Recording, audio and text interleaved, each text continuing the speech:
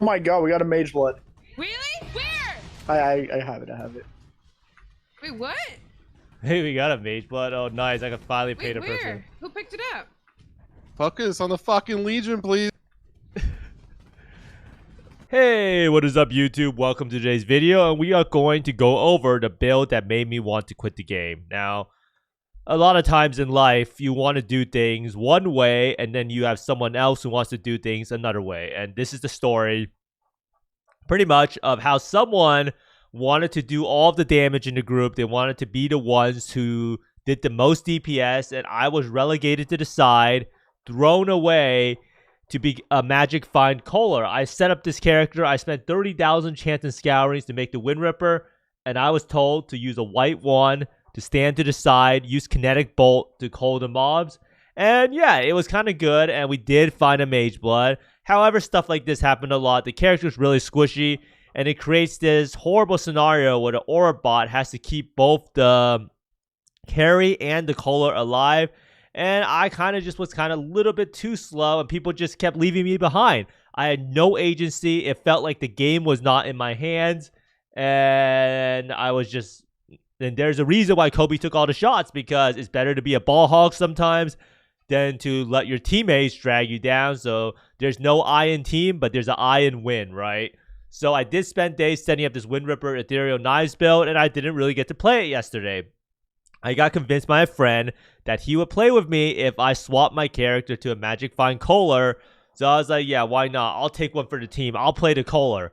And I did 0 damage. I couldn't open the boxes. I couldn't go back for the Abyss. I was just attached to the hip with the Aura bot, because if I left the Aura bot, I would die. Now, this is a clip of me IDing the Mage Blood that we found, and it did drop from a Strongbox mob. I know a lot of people don't believe in the Strongbox, but the Strongbox is very, very OP, and it did drop that Mage Blood. So if you actually see right here, this is the Mage Blood right here, and this is from a Strongbox. And very, very lucky. We got it actually on our first or third map. So even though the maps were a clown fiesta, when I look back, I think I only made it through 5 or 6 of the 20 maps that we did. So we had around like a 25-30% map completion rate. But we got the Mage Blood in the end. So it was all worth it. Or was it? So you might be wondering, what exactly is a Magic Find Culler? Well, a Magic Find Culler is a character that is only responsible for dealing the last hit to the mobs. So you're culling the mobs, and you want to stack as much quantity and rarity on your gear as possible. So a very optimized setup, if you could call it optimized, is a build like this. Now, you might be wondering, where's all the damage? Well, you don't need to do any damage with this build. Your carry will do all the damage, or will try to. And you will be using either Kinetic Bolt, and people use Kinetic Bolt because it's a really, really good coverage skill. You could also use Intuitive Link. This person's profile I found did use Intuitive Link. So what Intuitive Link does is it makes it so it triggers a supportive spell from the link target's location when they hit an enemy.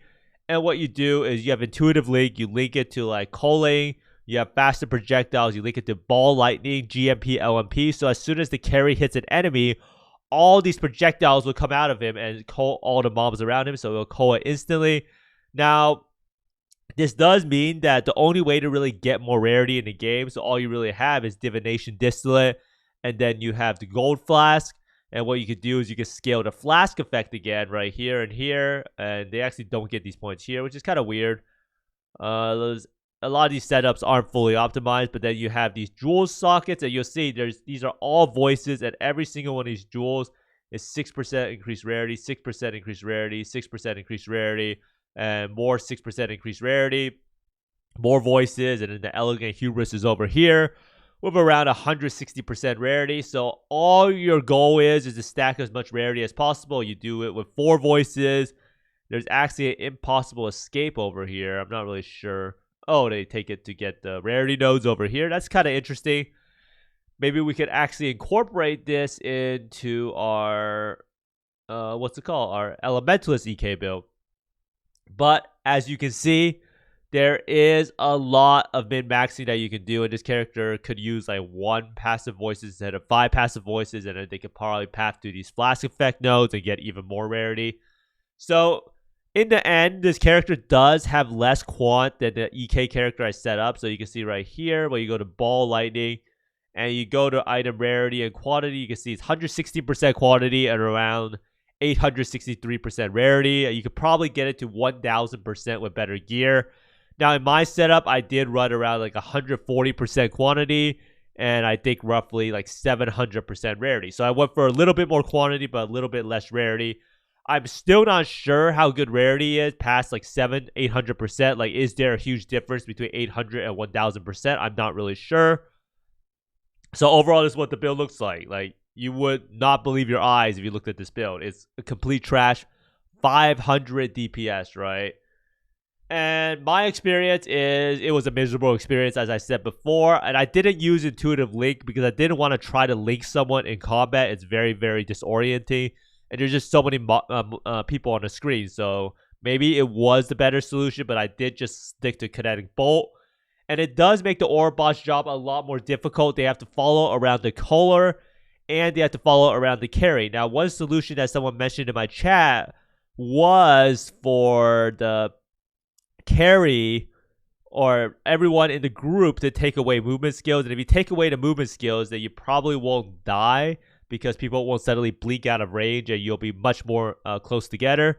Now, this setup, Magic Find Culler setup, I don't really like that much because it does run less quantity and more rarity. And I'm not sure how much better losing 30% quantity versus gaining 200% rarity is once you already have like 600-700% rarity.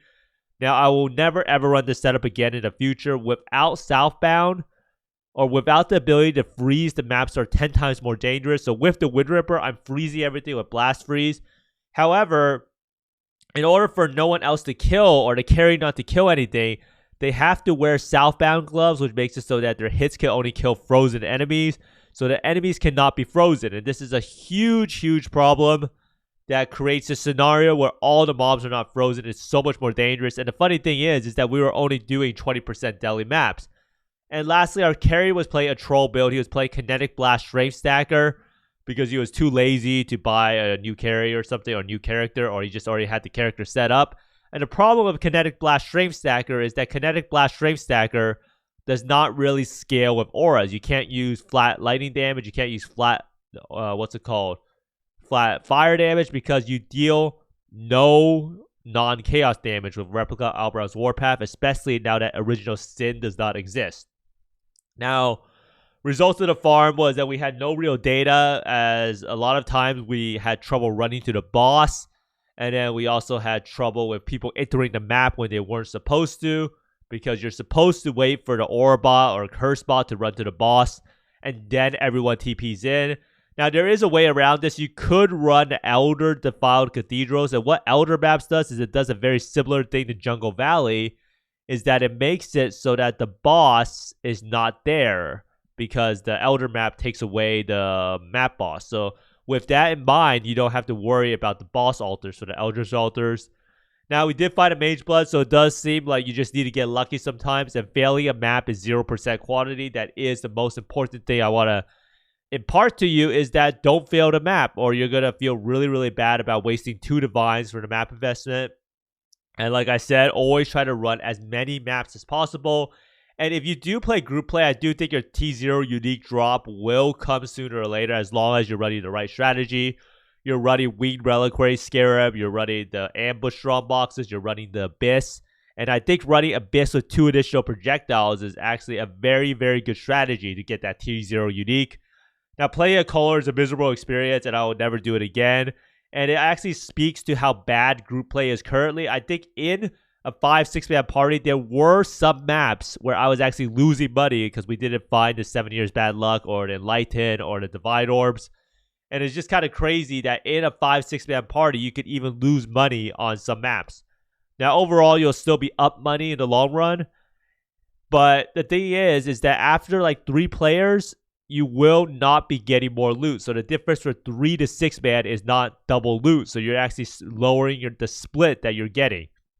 And I think that group play is an absolutely atrocious state in terms of how much currency you can make without leechers. Now, group play is amazing if you could have like an Aura bot and a Mana Guardian or Curse bot friend that you play with, and then you run 3 leechers, and those leechers don't pick up any of the good items. Then the currency per hour is really good.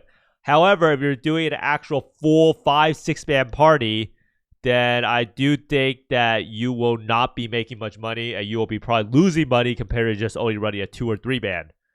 Now, this is different in the beginning of the league. There's a little bit of a window, and this is the window of when the uniques are actually worth money. So if you can look at Hyri's Ire at the league start, is around 1,000 chaos, and now it's worth 70 chaos. And Aegis Aurora is the same thing, 370 chaos, 400 chaos, and now it's 70 chaos again. And there's so many uniques in the first 5 days that are worth a lot of money, like a Divine there, 2 Divines there, that you do get a lot of in group play. However, after the first week, group play in terms of how much you get for the uniques is completely awful. But hopefully this has given you a nice little look into how degenerate group play can be and how unfun it is to play a Magic Find Culler. I highly do not recommend it. I think you could just make a good character and get all of that power in one person. And if that person is the best player, it helps even more. But thanks for watching, everyone. I hope you find more mirrors, Divines, and Magebloods than me. And see you next time. Bye.